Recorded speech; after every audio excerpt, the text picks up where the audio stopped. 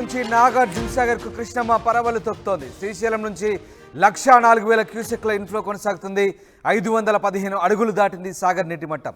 నాగార్జున సాగర్ పూర్తి స్థాయి నీటి మట్టం 590 అడుగులుగా ఉంటే వారం పాటు ఇదే ఫ్లో కొనసాగితే కనుక నాగార్జున సాగర్ పూర్తిగా నిండే అవకాశం కనిపిస్తోంది. ఎగువన కురిసిన భారీ వర్షాలతో అటు జూరాల ప్రాజెక్టు గేట్లు ఎత్తివేయడంతో గత వారం రోజులుగా శ్రీశైలం వరద కొనసాగింది. శ్రీశైలం పూర్తిగా నిండడంతో శ్రీశైలం ప్రస్తుతం 3 గేట్లు ఎత్తి దిగువకు నీటిని వదులుతున్నారు.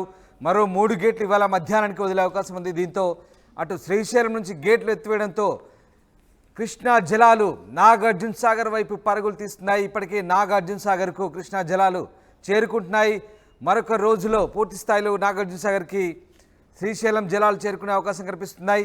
ఇక వరద కనుక ఇలాగే కంటిన్యూగా కొనసాగితే వారం రోజుల్లో పూర్తిగా నాగార్జున సాగర్ నిండే అవకాశాలు కనిపిస్తూ ఉన్నాయి. ప్రస్తుతం శ్రీశైలం నుంచి 1,04,000 క్యూసెక్ల ఇన్ఫ్లో కొనసాగుతోంది. 515 అడుగులు దాటింది సాగర్ నీటి మట్టం. నాగార్జున సాగర్ పూర్తి స్థాయి నీటి మట్టం ప్రస్తుతం 590 అడుగులుగా ఉంది. వారం పాటు ఇదే ఇన్ఫ్లో కొనసాగితే కనుక నాగార్జున సాగర్ పూర్తిగా నిండే అవకాశం కనిపిస్తోంది. ఎగువన కురిసిన భారీ వర్షాలతో అల్మట్టి, నారాయణపూర్, జూరాల జలాశయాలు దిగువకు నీటిని వదలడంతో శ్రీశైలం డ్యామ్ నిండింది. శ్రీశైలం నిండుకుండలా తయారైంది. శ్రీశైలం నుంచి డ్యామ్ గేట్లు 3 గేట్లు ఎత్తివేయడంతో ఒక్కసారిగా పాల పొంగుల కృష్ణమ్మ పరవలు తొక్కుతుంది. నాగార్జున సాగర్ వైపు పరుగులు తీసింది. ఇప్పటికే నాగార్జున సాగర్ నీటి మట్టం 515 అడుగులకు చేరింది.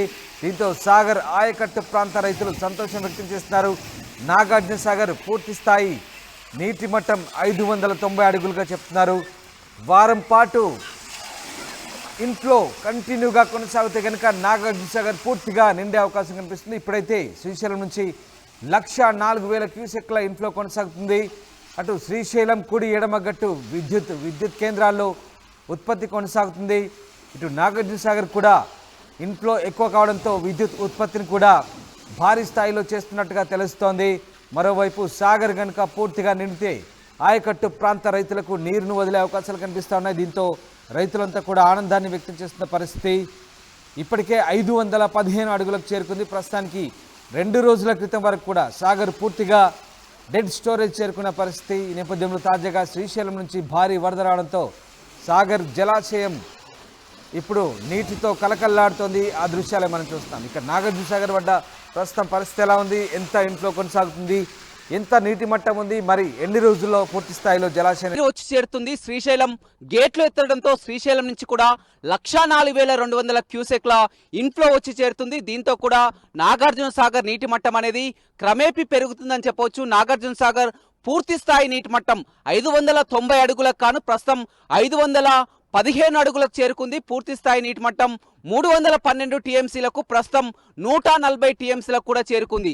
ఆ సాగర్కి భారీగా ఫ్లో వచ్చి చేరుతుండడం, ఇదే విధంగా వారం రోజుల పాటు కూడా ఎగువ నుంచి ఇదే విధంగా ఫ్లో కొనసాగినట్లయితే ఖచ్చితంగా నాగార్జున సాగర్ ప్రాజెక్టు కూడా నిండే అవకాశం కనపడుతుంది. రైతులంతా ఆనందం వ్యక్తం చేస్తున్నారు. జిల్లాలో వర్షాలు కురవనప్పటికీ కూడా ఎగువన కురుస్తున్నటువంటి వర్షాలతో ప్రాజెక్టులన్నీ నిండుకుండలా మారడం, నాగార్జున సాగర్కు వరద వచ్చి చేరుతుండడంతో కూడా సాగర్ నిండుతుందా అనే ఆనందంలో రైతులు ఉన్నారని చెప్పవచ్చు. ఇప్పటికే 2 సంవత్సరాలుగా నాగార్జున సాగర్ నిండినటువంటి పరిస్థితి కనిపించిందని చెప్పవచ్చు.